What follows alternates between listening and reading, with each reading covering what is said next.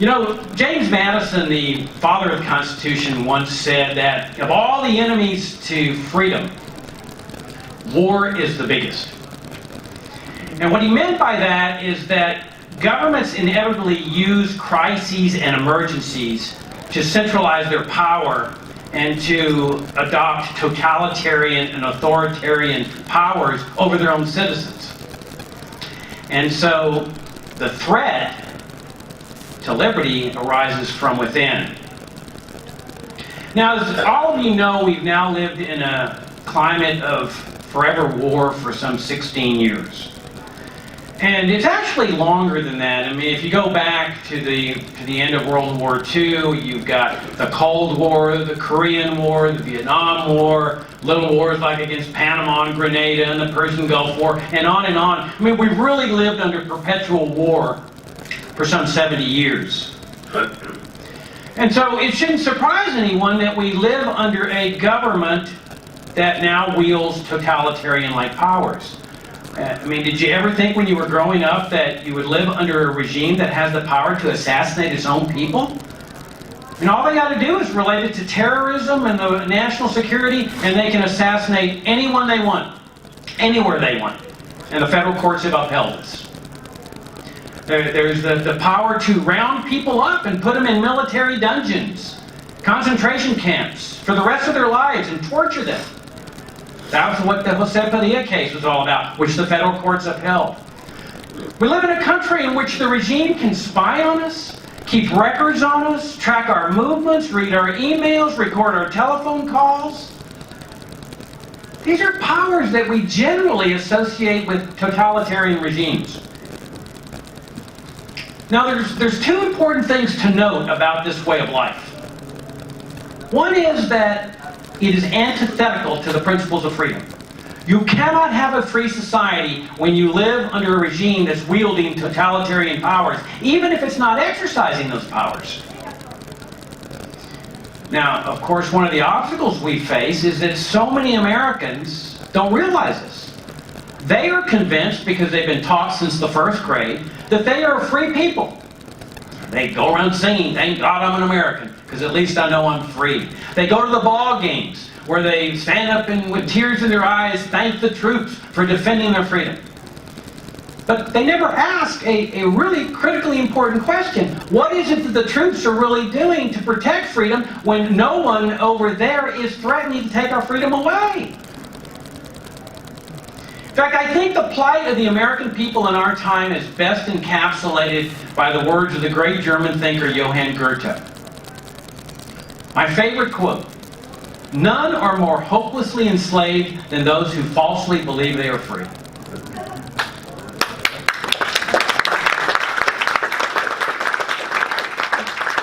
And you see, the notion is, and this is why they hate U.S. officials and interventionists and the like. They hate conferences like this. Because here we are saying, people ask us, what are you striving for? We're striving for a free society. And they look at you like, what? What are you talking about? We already are free. See, because their concept is that as long as people believe it, it doesn't matter that it's false, that it's a false reality. And that they don't want those of us that are preaching the opposite to break through with the truth. And they think that there's no consequences of this false reality. And yet here we live in a drug-addled society where they're still waging a war on drugs decades after starting it. Alcoholism is rampant. Suicide rates are soaring, including among soldiers. Rampant acts of mass violence. And they're going to tell me that a false reality doesn't have psychosis consequences to it? That's one thing to note, that it's not freedom, this way of life. Secondly, and perhaps more important, it's destroying our society. It's destroying America from within. I mean, the problem isn't ISIS or Saddam Hussein or Iran or North Korea or the Taliban or the drug dealers or the illegal aliens. The problem is right here internally. And it's not just the out-of-control spending and debt. We all know what that's doing to this country. There is a day of reckoning that is going to come with this ever-mounting debt. But that's not the core of the problem. The core of the problem is it's a rot that is destroying the souls of people, of the American people. It's like an acid. It's eating away because it's deadening human conscience. It's throwing people's moral compass totally off kilter. And one of the best examples of this was the 11 years of sanctions against Iraq. Month after month, they were killing children.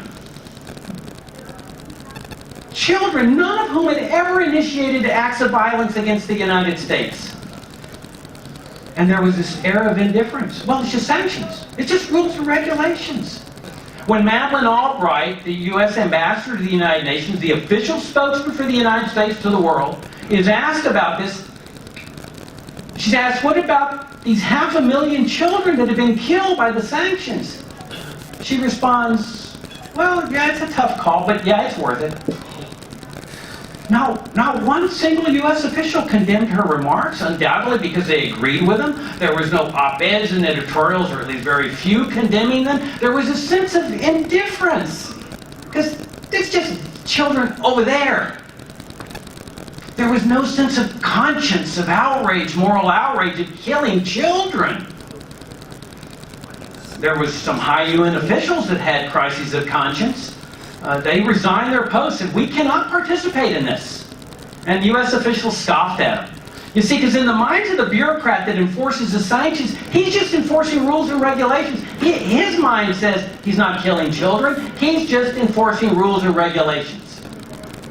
It's a classic example of Hannah Arendt's phrase, the banality of evil. There was another man who had a crisis of conscience over this. His name was Bert Sax from Seattle. He just was horrified by these children that were dying of infectious illnesses, because you see, the Pentagon had intentionally destroyed the water and sewage treatment plants in the country with the intent of spreading infectious illnesses among the populace, because they wanted to get rid of Saddam Hussein. So they were using the children as a way to affect regime change. And what Sax does, he grabs up a bunch of medicines and he takes it into Iraq. And they went after him with a vengeance and an obsession that borders on the pathological. They fined him $10,000, and Sax says, I'm not paying it. And so for some reason they didn't just go seize it like the IRS does it. For some reason they went through the judicial system, and Sax fought him every step of the way. Publicizing what they were doing. They were going after him for taking medicines into these sick, dying children. And he ultimately, after many years of litigation, he ultimately wins on a technicality. But this is what is happening in this country. It's a corrosive effect on human conscience. I don't know very many op-ed writers or editorial writers that came to Sax's defense, with the exception of the Seattle Post-Intelligencer. It was just this air of indifference. It's just foreign policy. It's just sanctions. How did it come to this? How did we end up living in a country with totalitarian powers and massive death and destruction? I mean, if you count up the number of people that the U.S. government has killed since the end of World War II, I mean, Korea, Vietnam, Operation Condor, where the CIA was a partner in the death machine in Latin America, and all these wars, it's got a number in the millions. That's nothing to scoff at. Millions of people killed is a big number. And note that not one single person in these millions ever initiated any act of violence against the United States. None of them. They were all the victims of U.S. aggression. Now, I know, that the interventionists say, oh, Jacob, wait now, you're forgetting about 9/11, where they came over and attacked us. No. That was not the initiation of violence. That was retaliatory violence. And Ron Paul put it so well when in that famous presidential debate, I was watching it, where they were all saying, oh, the terrorists hate us for our freedom and values, and that's why they came, because they don't like our rock and roll and so forth. And Ron suddenly says, no. They came over here because we, namely our government, had been over there killing them. And man, they pounced on him. I mean, the commentators were horrified. His opponents pounced all over him. The GOP audience was up in arms, booing and so forth. And I was watching this thing and I saluted. I said, Ron, good for you. I said, what courage to speak the truth when he knew he had to know what was going to come. And I said, but you can kiss this race goodbye. And it was good while it lasted. Well, lo and behold, that's when his campaign took off, because there were a lot of Americans coming out of the woodworks. It was the most amazing phenomenon I've ever seen in the political world in my lifetime, because they knew that this was a man who had spoken the truth. This was blowback, as Chalmers Johnson called it, from U.S. foreign policy. How did it come to this? How did we end up like this? I mean, certainly this cannot be the type of government that the framers of James Madison intended to bring into existence with that Constitution. In fact, when he comes out of the Constitutional Convention, Benjamin Franklin is asked, what kind of government have you given us here? And he said, a republic, if you can keep it. And what he meant by that was a government of very limited powers. And the American people, our ancestors, were not enthusiastic about this thing. They had lived for 13 years under the Articles of Confederation, which they perceived the nation to be just a confederation of independent states that were coming together for a common purpose. There was a federal government like to negotiate treaties and stuff, but it didn't even have the power to tax. And so they were not enthusiastic. When they said, well, why aren't y'all enthusiastic about this type of government that the Constitutional Convention had called into existence? They said, well, because we don't want a government that's got the power to assassinate us and kill us and torture us and abuse us and spy on us and keep track of us. We've had our experience with that government, with massive military establishment.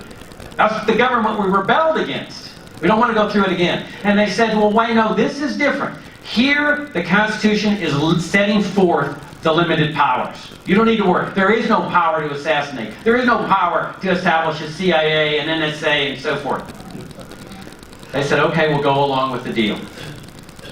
But only if the Constitution is amended immediately afterward to make it clear that these people don't have the power to destroy our speech, to put us in jail for criticizing them, and to assassinate us, spy on us without any kind of due process of law, kill us without due process of law, trial by jury, and other procedural protections. But you see, and so you end up with this government of limited powers, a republic. And John Quincy Adams sets forth the foreign policy of the United States in 1821 when he's talking to Congress on July 4th. He's saying, look, this is a government that does not go abroad in search of monsters to destroy. There's a lot of monsters in the world. Always has been, always will be. There's despots, there's dictatorships, there's conflicts, there's civil wars, there's wars between nations. The U.S. government's going to stay out of it. That's what was called non-interventionism. But we're going to work to establish a free society. Now, we know there were big exceptions, like namely slavery and so forth. But by and large, the aim was unleash the private sector to interact with the people of the world, because the people of the world generally love Americans, but rein in the federal government and stop it from going abroad in search of monsters to destroy. But what inevitably happens in any society, in any generation, is you've got two groups of people. You got one group of people that say, we want powerful government. We can't have a great nation without a big military, which, by the way, our ancestors opposed. They opposed big standing military establishments. Why? Because they saw that they were a threat to their own freedom. That's how governments enforce those totalitarian-like powers. And so, you've got this one group of people that we want a great nation, and that means a great army, and a great navy, and a great air force. But then you've got the other group of people that say, no. We want freedom. We want to live in a free society. And that means a republic, a government of very limited powers. And that conflict works its way through the 19th century. And finally, in the latter part of the 1800s, you've got the socialist idea coming into play, where socialists are advocating that the federal government's role should be to take care of people, provide for their sustenance. I mean, this is the seeds for for Social Security and Medicare and Medicaid, farm subsidies, and the entire welfare state, and the drug war, protecting people against themselves. The welfare state comes into existence finally in the 1930s. But then you also have the interventionists coming into play here. The Spanish-American War, where the U.S. defrauds the colonies that had been part of the Spanish Empire and says, we're going to come and help you, but when their real intent was to just take them over and stand in the stead of the Spanish Empire, because the idea was we can be a great nation by owning Puerto Rico and Cuba and the Philippines and Guam. And that's the road to greatness. And then this is followed by interventionism into World War I. A monster to destroy, but we're going to finally make this the war to end all wars in Europe. And then, of course, that gives rise to the communist empire in the Soviet Union, and it gives rise to the conditions that lead to step 2, Hitler and World War II. But the big watershed period comes right after World War II, where U.S. officials say, well, look, we got bad news. We just defeated Nazi Germany, but well, our partner and ally in this endeavor, the Soviet Union, the Soviet communist regime that was Hitler's enemy, we are now making our official enemy. We've got now a Cold War, and the communists are coming to get us, and so now we have to convert the federal government from a republic to what is called a national security state, which is a totalitarian type of structure. China is a national security state. North Korea is a national security state. Vietnam is a national security state. It's characterized by an enormous permanent military establishment, a secretive agency like the CIA that had the power to assassinate from the very beginning, assassinate people who had never initiated acts of violence against the United States. And then the NSA had the power to spy on us and so forth. And they told us, they said, look, as soon as the Cold War is over, you can have your republic back. But then, 1989, the unexpected happens after decades of ever-increasing budgets for the contractors and the subcontractors and all the rest of them in the military-industrial complex, as Eisenhower called it. So you've got these ever-increasing budgets, and suddenly, in 1989, the whole thing dismantles, and we say, well, can we have our republic back now? Well, no, because you see, now we live in an unsafe world, and so you need us to keep you safe. And they immediately find a new official enemy who had been their partner and ally, Saddam Hussein, who they helped kill Iranians as part of this enormous death toll of millions of people. And so they go after him because he's gotten in a dispute with his neighbor Kuwait over slant drilling problems. And so here's a monster that needs to be destroyed now. And so they mobilize and they kill slaughter hundreds of thousands of Iraqis in this third world country. And then that's where the sanctions come into play, 11 years of sanctions. They don't succeed. And so when 9/11 comes and the inevitable retaliation, in fact, what a lot of people forget sometimes is that 9/11 was not the first attack on the World Trade Center. The first one took place in 1993. And when Ramzi Youssef, one of the terrorists, was brought before a federal judge for sentencing, it's very revealing what he said. He told the federal judge, he's filled with rage, you can read it through the transcript. He says, you call me a terrorist? Yeah, fine, I'm a terrorist. But he says, you people are butchers, because you people are killing children. And he said, that's why he came over here. And so 9/11 happens and they double down. They double down by going into Iraq to achieve the regime change that the sanctions had not been able to achieve. They go into Afghanistan and effect regime change there. And we see now the chaos. And this is all the things we said. Ron said it, we said it, Lou Rockwell said it, many of us said it. It's going to be a catastrophe. And it has been. This is what intervention does to us. Now, where does that leave us today? Well, I'm sure some of you are thinking, before you come to this conference, you think, God, things are really bad in America. I wonder at what point of the conference Ron's going to start passing out the cyanide capsules.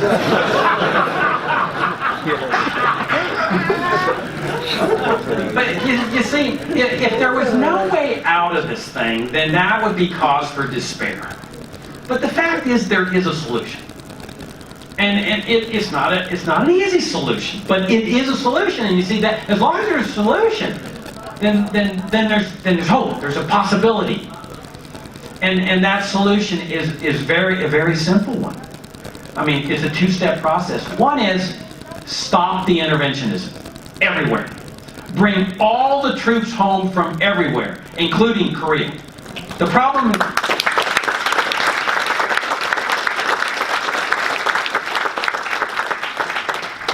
in Korea is not North Korea. The problem in Korea is U.S. intervention, the U.S. troops in Korea. Bring them home. Bring troops from Europe, Japan, bring them all home and discharge them. Okay.